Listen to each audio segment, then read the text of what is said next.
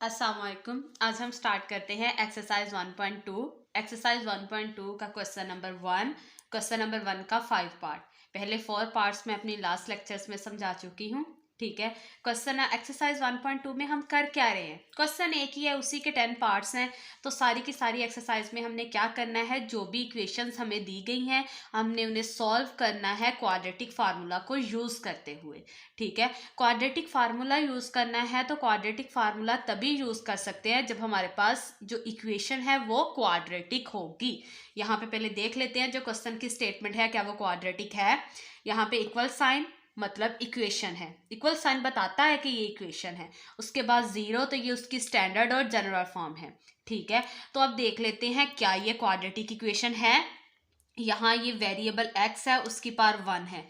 यहाँ वेरिएबल नहीं है तो ये कांस्टेंट टर्म है। यहाँ वेरिएबल x और उसकी पावर 2, यहाँ 1 थी यहाँ 2 है तो हायर पावर कौन सी हुई? 2। जो हायर पावर होती है वही डिग्री कहलाती है, और अगर डिग्री 2 है तो उस इक्वेशन को क्वाड्रेटिक इक्वेशन बोला जाता है। ठीक है। ये क्वाड्रेटिक इक्वेशन तो है, क्या उस अरेंज है?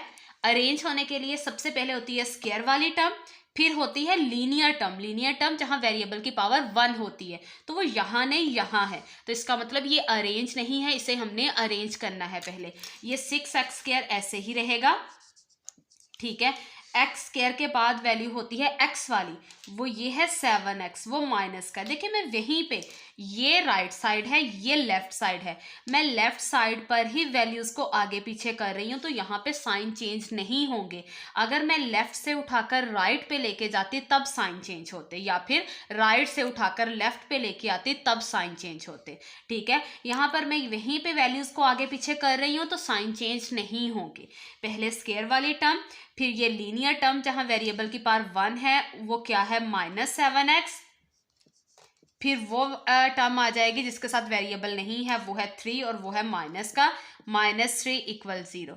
ये हमारे पास क्वाड्रेटिक इक्वेशन उसकी अरेंज है, स्टैंडर्ड और जनरल फॉर्म बन चुकी है। अब ये देख लेते हैं कि इसमें से कुछ कॉमन तो नहीं आता। सबसे पहले स्क्वायर वाली टर्म का कोफिशिएंट है 6, फिर है लीनियर वाली टर्म का कोफिशिएंट है 7, ये है 3। 3, 7, 6 डिफरेंट टेबल्स पर आते हैं। ठीक है, या अपने टेबल्स पर आते हैं, तीनों एक ही टेबल पर नहीं आते। ठीक है। तो इसका मतलब इसमें से कुछ भी कॉमन नहीं है। अब हम इस पे क्वाड्रेटिक फार्मूला अप्लाई करेंगे। क्वाड्रेटिक फार्मूला यूज करने के लिए हमें ए बी सी की वैल्यूज का पता होना जरूरी है। ए बी सी की वैल्यूज हमें कैसे मिलेंगी?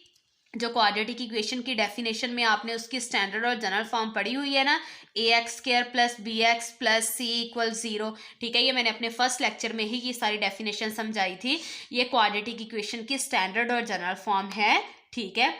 इसको इस क्वेश्चन की स्टेटमेंट से कंपेयर करेंगे और ABC की वैल्यूज निकाल लेंगे जो हमने क्वाड्रेटिक फार्मूला में पुट करनी है। x² के साथ क्या है a, यहाँ पर x² के साथ क्या है 6। ठीक है, तो a की वैल्यू 6 मिल गई। नेक्स्ट देखें, x के साथ यहाँ पे क्या है b, और यहाँ x के साथ क्या है -7, तो b की वैल्यू b हमें मिल गई। यहाँ देखें ये c, ठीक है, c कांस्टेंट टर्म है अकेला, और यहाँ पर लास्ट 3 अकेली है, ये कांस्टेंट टर्म है, c की वैल्यू निकल आई -3। साइन साथ रखने हैं। ABC की वैल्यूज मिल गई हैं। अब हम क्या करेंगे, अब हम क्वाड्रेटिक फार्मूला लिखेंगे और उसमें ABC की वैल्यूज को पुट करेंगे। क्वाड्रेटिक फार्मूला में यहाँ पे इक्वालिटी में क्या आएगा, आप अपने क्वेश्चन की स्टेटमेंट में देखोगे कि क्या वेरिएबल यूज हुआ है x, तो यहाँ पर x लिखा जाएगा। ठीक है, और दूसरी साइड पे राइट साइड पे हमेशा वो फार्मूला सेम ही रहेगा, -b + -b² -4ac² √2a। ठीक है, यहाँ सिर्फ ये चीज हमेशा सेम रहेगी, बस x y z इसमें से कुछ ऊपर नीचे हो सकता है, मतलब कुछ भी इसमें से लिखा जा सकता है, वही लिखेंगे जो यहाँ इक्वेशन में यूज हो रहा है। यहाँ मेरी इक्वेशन में x है तो मैंने x लिख लिया, अगर y होगा तो y लिख लेंगे, अगर z होगा तो z लिख लेंगे। ये चीज हमेशा सेम रहेगी। अब हम इसमें अपनी वैल्यूज को पुट करेंगे। x ऐसे ही रहेगा, इक्वल -b ऐसे ही, b तो b की वैल्यू है -7, ये माइनस है फार्मूले का, b की वैल्यू -7 है तो मैंने ब्रैकेट लगा ली है। आगे है प्लस माइनस b², तो b की वैल्यू है -7, उसका स्क्वायर -4, 4ac आपस में मल्टीप्लाई हो रहे हैं। अब 4 उनकी वैल्यू से मल्टीप्लाई होगा, a की वैल्यू है 6, एंड सी की वैल्यू है -3 और ये इसका आ गया स्क्वायर रूट डिनोमिनेटर में ओवर 2a। 2 और a मल्टीप्लाई हो रहे हैं, यहाँ पे 2 अब a की वैल्यू से मल्टीप्लाई हो जाएगा, वो है 6। ठीक है, नेक्स्ट हम इसे सिंप्लीफाई कर लेंगे। जब हम इसे सिंप्लीफाई करेंगे तो ये जो हमारे पास है x इक्वालिटी में ये ऐसे ही रहेगा इक्वल, ये ब्रैकेट बता रही है कि ये दोनों साइन आपस में मल्टीप्लाई हो रहे हैं, तो माइनस माइनस प्लस, प्लस का 7 हो जाएगा। यहाँ मैं प्लस नहीं लगा रही, अंडरस्टूड है कि यहाँ पे साइन प्लस मौजूद है, प्लस माइनस ऐसे ही रहेगा। नेक्स्ट देखें, ये हमारे पास पावर है 2, पावर 2 मतलब 2 एक इवन नंबर है।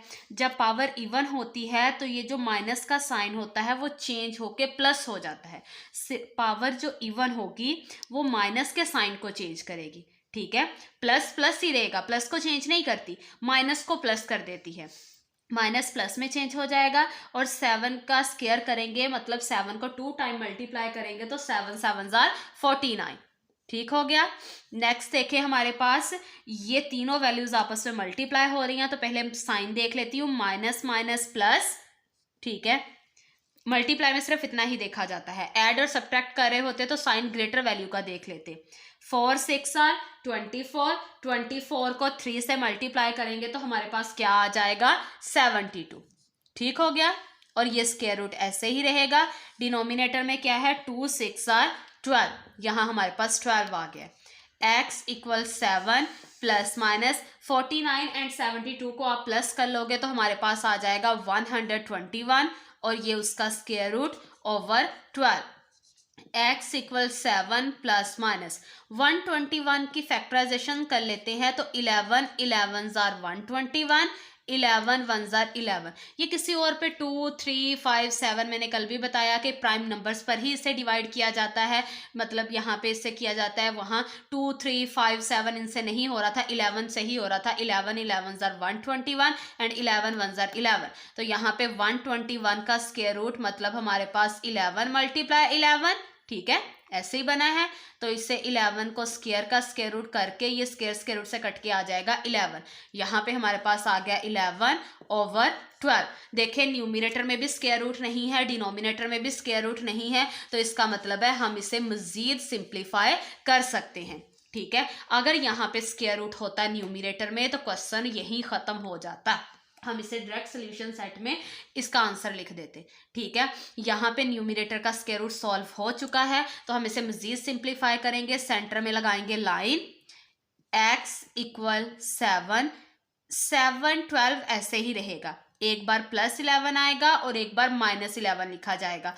7 प्लस 11 ओवर 12, दूसरी तरफ x इक्वल 7 ऐसे ही रहेगा, प्लस 11 मैं इधर लिख चुकी हूँ, अब मैं यहाँ लिख लूंगी माइनस 11 ओवर 12, ये भी ऐसे ही रहेगा। x इक्वल 11 में आप 7 ऐड करें तो हमारे पास क्या आ जाएगा 18 ओवर 12। अब ये देखें 18 ओवर 12 मजीद सिंप्लीफाई हो जाते हैं क्योंकि ये एक ही टेबल पर डिवाइड होते हैं, वो है 6 के 2 पे भी कट कर सकते हैं। ठीक है, ये 2 पे भी कट हो रहे हैं, फिर ये 3 पे भी कट हो रहे हैं। ठीक है, तो 2 3 बार बार कट करने की बजाय मैंने डायरेक्ट 6 पे इसे कट किया है। 6 के टेबल में ये दोनों आ रहे हैं, 6 3 जार 18, 6 2 जार 12। मैंने डायरेक्ट 6 से कर दिया ताकि मजीद बाद में ना हमें कोई स्टेप लेना पड़े। तो हमारे पास आंसर आ चुका है 3 ओवर 2, ये x का एक आंसर आ गया है। दूसरी तरफ देखें, x इक्वल यहाँ पे 7 11, यहाँ माइनस है तो यहाँ प्लस का साइन, प्लस माइनस माइनस, 11 में से 7 माइनस करें तो हमारे पास आ जाएगा 4 और साइन ग्रेटर वैल्यू 11 ग्रेटर है, उसका साइन माइनस है। डिनोमिनेटर में 12 ऐसे ही रहेगा, x इक्वल माइनस ऐसे ही रहेगा, 4 1 जार 4, 4 3 जार 12, तो 1 ओवर 3। x का आंसर हमारे पास आ चुका है -1 ओवर 3। ठीक है, तो हमने जो क्वेश्चन की स्टेटमेंट हमें गिवन थी हमने उसे सॉल्व कर लिया है। सॉल्व कर लिया मतलब जो उसमें अननाउन जो वेरिएबल था उसका आंसर निकाल लिया है। जब जब हम सॉल्व करते हैं वेरिएबल का आंसर देते हैं तब हमेशा सोल्यूशन सेट लाजमी राइट किया जाता है। अब हमारे पास एक आंसर निकला है 3 ओवर 2 और एक निकला है -1 ओवर 3। दोनों में से जो मर्जी सोल्यूशन सेट में पहले लिख लें, बात एक ही होगी। ठीक हो गया, इसके साथ ही हमारे पास क्वेश्चन नंबर 1 का पार्ट 5 कंप्लीट सॉल्व हो गया है। नेक्स्ट है हमारे पास 6 पार्ट। ठीक है, अभी हमने 5 पार्ट कंप्लीट सॉल्व किया है एक्सरसाइज 1.2 क्वेश्चन नंबर 1 का। ठीक है, 6 पार्ट भी वैसे ही सॉल्व करेंगे। जो भी इक्वेशन दी गई है उस यूज़ करेंगे उस पर क्वाड्रेटिक फार्मूला। क्वाड्रेटिक फार्मूला तभी अप्लाई कर सकते हैं जब वो इक्वेशन क्वाड्रेटिक होगी। ठीक है, क्वाड्रेटिक इक्वेशन के लिए उसका डिग्री का 2 होना ज़रूरी है। ठीक है, तो हम देख लेते हैं। यहाँ पे वेरिएबल जो है इक्वेशन में x यूज़ हुआ है, यहाँ पे x की पावर 1 है, यहाँ x की पावर 2 है। तो हायर पावर कौन सी हुई? 2। सबसे बड़ी पावर कौन सी हुई? 2। तो इसका मतलब इसकी डिग्री 2 है और ये क्वाड्रेटिक इक्वेशन है।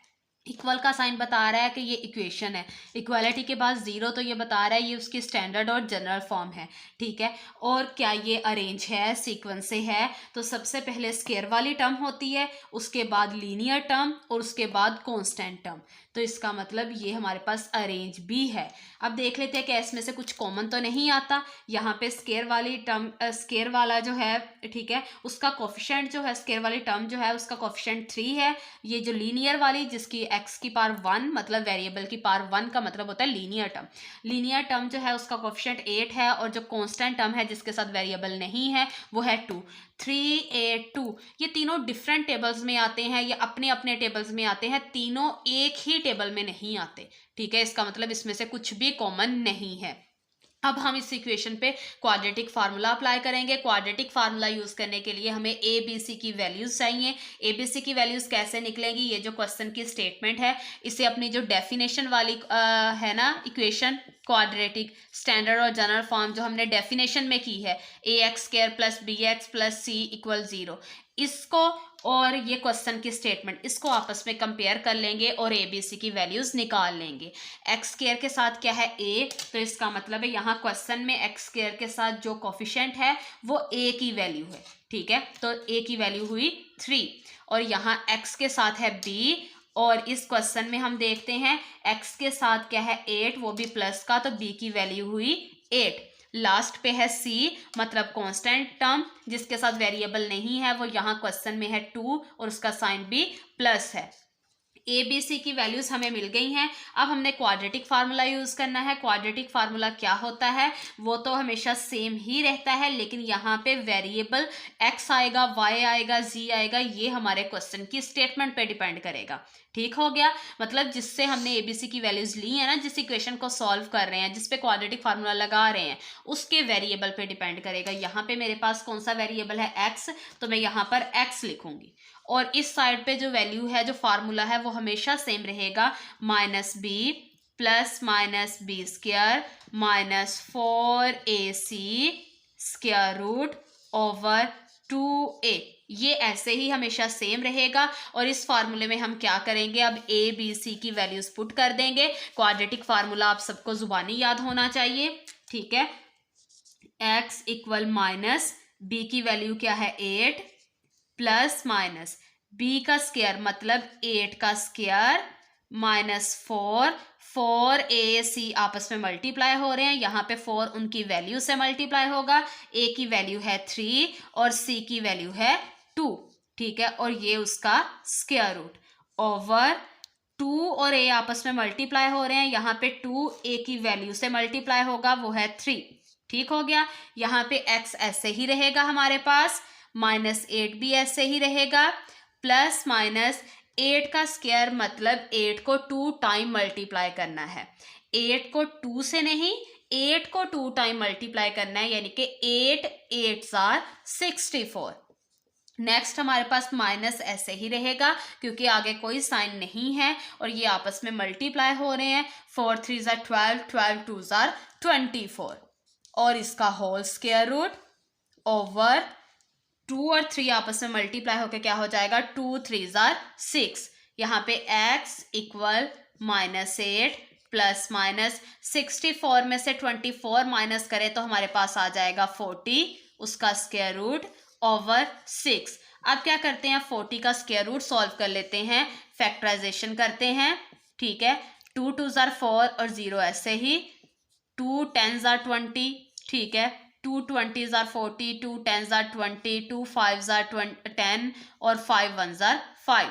40 का स्क्वायर रूट हमारे पास क्या है? क्या उसके फैक्टर्स बने हैं? 2 2 2 5, 2 2 2 5। ठीक हो गया। और स्क्वायर रूट सॉल्व करना है तो उनके पेयर्स बनाने पड़ेंगे। यहाँ 2 का एक पेयर तो बन गया, बाकी 2 और 5 अकेले हैं, वो किसी के साथ पेयर नहीं बना रहे, तो ऐसे ही रहेगा।